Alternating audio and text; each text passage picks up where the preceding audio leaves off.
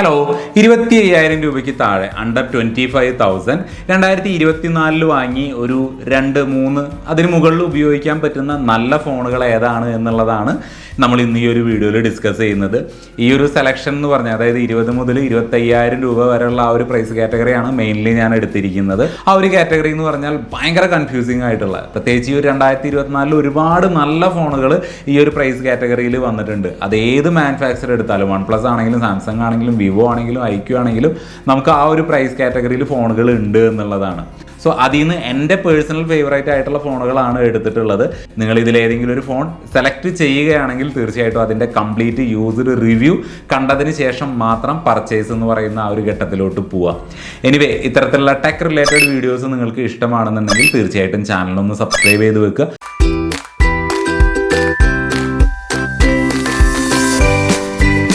ഇതിൽ ഞാൻ അങ്ങനെ ആദ്യം പറയുന്ന ഫോൺ ഫസ്റ്റ് സെക്കൻഡ് അങ്ങനെ ഓർഡർ ഒന്നുമില്ല കേട്ടോ. ജസ്റ്റ് എൻ്റെ ഫേവറേറ്റ് ഫോണുകൾ ഞാൻ മെൻഷൻ ചെയ്ത് പോകുന്നു, അത്ര മാത്രമേ ഉള്ളൂ. ഓക്കെ, ലിസ്റ്റിൽ ഫസ്റ്റ് ഞാൻ കൊടുക്കുന്നത് വൺ പ്ലസിൻ്റെ നോഡ് CE4 എന്ന് പറയുന്ന ഫോണാണ്. കാര്യം കളർ ഓയിസും ഓക്സിജൻ ഓയിസും തമ്മിലുള്ള ഒരു കോമ്പിനേഷനാണ് ഇപ്പോൾ കിട്ടുന്നതെങ്കിലും അത്യാവശ്യം നല്ല ഒരു സോഫ്റ്റ്വെയർ എക്സ്പീരിയൻസ് തന്നെയാണ് ആ ഒരു ഫോൺ തരുന്നത്. 6.7 ഇഞ്ച് വരുന്ന AMOLED ഡിസ്പ്ലേയിൽ 120 ഹെർട്സിൻ്റെ റിഫ്രഷ് റേറ്റും സപ്പോർട്ട് ചെയ്യുന്നുണ്ട്. 5500 mAh ബാറ്ററിക്ക് 100 വാട്ടിൻ്റെ ഫാസ്റ്റ് ചാർജിങ്ങും സപ്പോർട്ട് ചെയ്യുന്നുണ്ട്. 50 മെഗാ പിക്സലിൻ്റെ മെയിൻ ക്യാമറ, 8 മെഗാ പിക്സലിൻ്റെ റിയർ ക്യാമറയും വരുന്നുണ്ട്. നമുക്കവിടെ 16 മെഗാ പിക്സലിൻ്റെ ഒരു സിംഗിൾ സെൽഫി ഷൂട്ടറും വരുന്നുണ്ട്. സെൽഫിയിൽ 4K വീഡിയോ എടുക്കാനുള്ള ഓപ്ഷൻ വരുന്നില്ല. ഓക്കെ, സ്നാപ്ഡ്രാഗണിൻ്റെ 7 Gen 3 എന്ന് പറയുന്ന അത്യാവശ്യം നല്ല പവർഫുൾ ആയിട്ടുള്ള ഒരു ചിപ്സെറ്റ് തന്നെയാണ് ഈ ഒരു ഫോൺ വരുന്നത്. ഇതിൻ്റെ ബോക്സിൻ്റെ ഉള്ളിൽ നമുക്ക് ചാർജിങ് ആ ഒരു 100 വാട്ടിൻ്റെ അഡാപ്റ്ററും വരുന്നുണ്ട്. അത് കൂടാതെ യൂസ്ഫുൾ ആയിട്ടുള്ള നല്ലൊരു കിഡിലൻ കേസും നമുക്ക് വൺ പ്ലസ് തരുന്നുണ്ട്. സോ ആ ഒരു പ്രൈസ് റേഞ്ചിന് പ്രൈസ് ഞാൻ പറഞ്ഞില്ല അല്ലേ, 8GB റാം 128GB ഇന്റർണൽ മെമ്മറിക്ക് 24,999 രൂപ. അടുത്തത് നത്തിങ് ഫോൺ 2A. ഈ ഒരു ഫോണും 2024 തന്നെയാണ് ലോഞ്ച് ചെയ്തിട്ടുള്ളത്. കഴിഞ്ഞ 3 മാസമായിട്ട് ഞാൻ ഈ ഒരു ഫോൺ ഉപയോഗിച്ചുകൊണ്ടിരിക്കുന്നു. ഞാൻ ഫുള്ളി സാറ്റിസ്ഫൈഡ് ആണ്. ഇതിൻ്റെ ഒരു യൂസ്ഡ് റിവ്യൂ വീഡിയോ ഞാൻ ഓൾറെഡി ഷെയർ ചെയ്തിട്ടുണ്ട്. അതിൻ്റെ ലിങ്ക് ഞാൻ ഡിസ്ക്രിപ്ഷനിൽ കൊടുക്കാം, അതേപോലെ ഈ ഒരു ഐക്കണിലും കൊടുക്കാം. ഓക്കെ, ഈ ഒരു ഫോണിൻ്റെ കാര്യത്തിലോട്ട് വന്നു കഴിഞ്ഞാൽ ഈ ഒരു ഗ്ലിഫ് ലൈറ്റ് എന്ന് പറഞ്ഞിട്ട് ഈ ബാക്കിൽ ലൈറ്റ് കത്തുന്നത്, അതേപോലെ ഇപ്പോൾ ഒരുപാട് കളർ കോമ്പിനേഷനിലും ബ്ലൂ കളറിലൊക്കെ പുതിയൊരു ഡിസൈനിൽ ഈ ഒരു ഫോൺ അവൈലബിൾ ആണ്. ഇത്തരത്തിലുള്ള വെറൈറ്റി ഡിസൈൻ ഒരുപാട് ആളുകൾക്ക് ഇഷ്ടപ്പെട്ടിട്ടുണ്ട്, ഒരുപാട് ആളുകൾക്ക് ഭയങ്കര വിയേർഡായിട്ട് തോന്നിയിട്ടുണ്ട്. എനിവേ, എന്ത് തന്നെയാണെങ്കിലും ഇത്തരത്തിലുള്ള വെറൈറ്റി ഡിസൈനിൽ പ്രത്യേകിച്ച് ഈ ഒരു ഗ്ലിഫ് ലൈറ്റൊക്കെ വെച്ച് ഇറക്കുന്ന ഒരേ ഒരു ഫോൺ എന്ന് പറയുന്നത് നത്തിങ് മാത്രമാണ്. ഈ ഒരു ഫോണിൻ്റെ നത്തിങ് ഫോൺ 2A കാര്യത്തിലോട്ട് വരുമ്പോൾ ഓക്കെ, ഞാൻ ഫുള്ളി സാറ്റിസ്ഫൈഡ് ആണ്. നല്ലൊരു പെർഫോമൻസ് തന്നെയാണ്. മറ്റ് ഇഷ്യൂസ് ഒന്നും ഞാൻ ഇതുവരെ ഫേസ് ചെയ്തിട്ടില്ല. ബാറ്ററി ആണെങ്കിലും ഡിസ്പ്ലേ ആണെങ്കിലും അടിപൊളി തന്നെയാണ്. Dimensity 7200 അൾട്ര എന്ന് പറയുന്ന ഒരു ചിപ്സെറ്റാണ് ഇതിൽ കൊടുത്തിട്ടുള്ളത്. 5000 mAh ബാറ്ററിക്ക് 45 വാട്ടിൻ്റെ ഫാസ്റ്റ് ചാർജിങ് സപ്പോർട്ട് ചെയ്യുന്നുണ്ട്. 6.7 ഇഞ്ച് വരുന്ന AMOLED ഡിസ്പ്ലേ, 50 മെഗാ പിക്സലിൻ്റെ മെയിൻ സെൻസറും 50 മെഗാ പിക്സലിൻ്റെ അൾട്രാ വൈഡ് ആംഗിൾ സെൻസറും ആണ് ഇവിടെ കൊടുത്തിട്ടുള്ളത്. തുടക്കകാലത്തെ അപേക്ഷിച്ച് നോക്കുമ്പോൾ ഭയങ്കരമായിട്ടുള്ള ഒരു ഇമ്പ്രൂവ്മെന്റ് ഈ ഒരു ഫോണിൻ്റെ ക്യാമറ സൈഡിൽ എനിക്ക് പേഴ്സണലി ഫീൽ ചെയ്യുന്നുണ്ട്. സോ ഇത്തരത്തിലുള്ള വെറൈറ്റി ഡിസൈനും അതേപോലെ ക്ലീൻ എക്സ്പീരിയൻസ് ആണ്. നത്തിങ് വോയിസ് എന്ന് പറയുന്നതിൽ ഒരു ആഡ്സോ റെക്കമെൻഡേഷനോ ഒന്നും വരുന്നില്ല. സോ നല്ല ഒരു പെർഫോമൻസ്, നല്ലൊരു എക്സ്പീരിയൻസ് കിട്ടുന്ന ഒരു ഫോൺ നോക്കണം എന്നുണ്ടെങ്കിൽ 23,999 രൂപയ്ക്ക് ഇതിൻ്റെ 8GB RAM 128GB internal memory നമുക്ക് ഫ്ലിപ്കാർട്ടിൽ നിന്ന് വാങ്ങാനായിട്ട് സാധിക്കും. 25,000 രൂപയ്ക്ക് താഴെ ഞാൻ റെക്കമെൻഡ് ചെയ്യുന്ന മോട്ടറോള ഫോണാണ് മോട്ടറോള എഡ്ജ് 50 ഫ്യൂഷൻ എന്ന് പറയുന്നത്. നിലവിൽ ഈ ഒരു ഫോൺ ഞാൻ യൂസ് ചെയ്തുകൊണ്ടിരിക്കുകയാണ്. നെക്സ്റ്റ് വീക്ക് എൻ്റെ ഒരു യൂസ്ഡ് എക്സ്പീരിയൻസ് വീഡിയോ ഞാൻ ഈ ഒരു ചാനലിൽ ഷെയർ ചെയ്യുന്നതാണ്. ഓക്കെ, ഈ ഒരു ഫോണിൻ്റെ കാര്യത്തിലോട്ട് വരുമ്പോൾ ഒരുപാട് പ്രത്യേകതകളുള്ള ഒരു ഫോണാണ് ഇത്. അതായത് 25,000 രൂപയ്ക്ക് താഴെ IP68 water and dust protection കിട്ടുന്ന ചുരുക്കം ഫോണുകളിൽ ഒന്നാണ് ഇത്. അതുകൂടാതെ 50 മെഗാ പിക്സലിൻ്റെ സോണി ലിറ്റിയ 700C എന്ന് പറയുന്ന പുതിയ സെൻസർ വെച്ചിട്ടാണ് ഈ ഒരു ഫോൺ വരുന്നത്. ഇതിൻ്റെ സെൽഫിയിൽ കൊടുത്തിട്ടുള്ളത് 32 മെഗാ പിക്സലിൻ്റെ ഒരു സിംഗിൾ ക്യാമറയാണ്. 4K video recording selfie camera ഉപയോഗിച്ചുകൊണ്ട് പോസിബിൾ ആയിട്ടുള്ള ചുരുക്കം ഫോണുകളിൽ ഒന്നാണ് ഈ ഒരു മോട്ടറോള എഡ്ജ് 50 ഫ്യൂഷൻ എന്ന് പറയുന്നത്. ഇതിൻ്റെ വീഡിയോ ഔട്ട്പുട്ട് ആണെങ്കിലും ക്യാമറ നോർമൽ ഫോട്ടോ ഔട്ട്പുട്ട് ആണെങ്കിലും കിഡിലനാണ്, അടിപൊളിയാണ്. ഇതിൻ്റെ ഡിസ്പ്ലേയുടെ സൈഡിലോട്ട് വന്നു കഴിഞ്ഞാൽ 6.7 ഇഞ്ച് വരുന്ന POLED ഡിസ്പ്ലേ ആണ് കൊടുത്തിട്ടുള്ളത്. അവിടെ നമുക്ക് 144 ഹെർട്സിൻ്റെ റിഫ്രഷ് റേറ്റ് വരെ സപ്പോർട്ട് ചെയ്യുന്നുണ്ട്. 5000 mAh ബാറ്ററിക്ക് 68 വാട്ടിൻ്റെ ഫാസ്റ്റ് ചാർജിങ്ങും സപ്പോർട്ട് ചെയ്യുന്നുണ്ട്.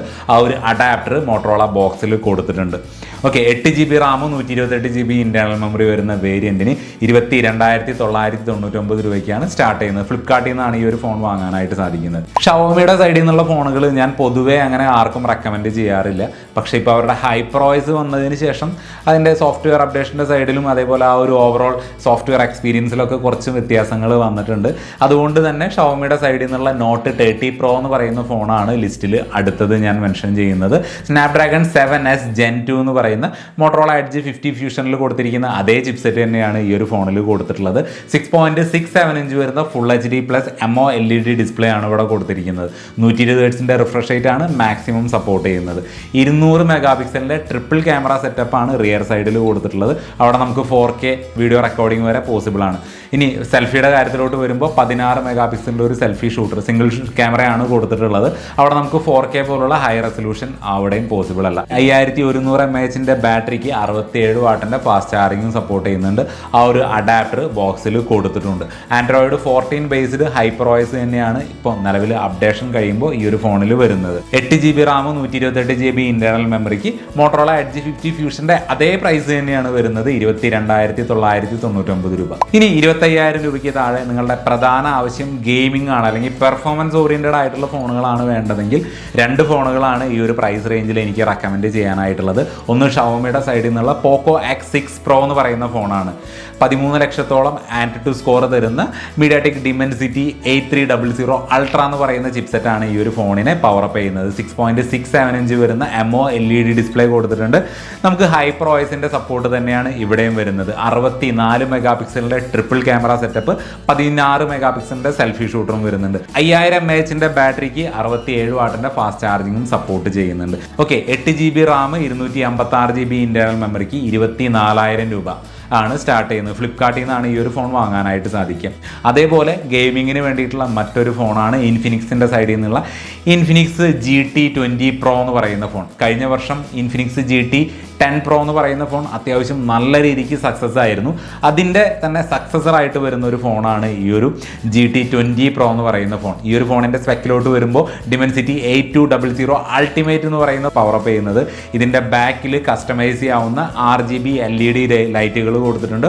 അതേപോലെ ഡെഡിക്കേറ്റഡ് ഗെയിമിംഗ് കൺസോളുകളും ഇൻഫിനിക്സ് ഈ ഒരു ഫോണിന് വേണ്ടിയിട്ട് പുറത്തിറക്കുന്നുണ്ട്. 6.7 ഇഞ്ച് വരുന്ന AMOLED ഡിസ്പ്ലേയിൽ 144 ഹെർട്സിൻ്റെ റിഫ്രഷ് റേറ്റ് വരെ സപ്പോർട്ട് ചെയ്യുന്നുണ്ട്.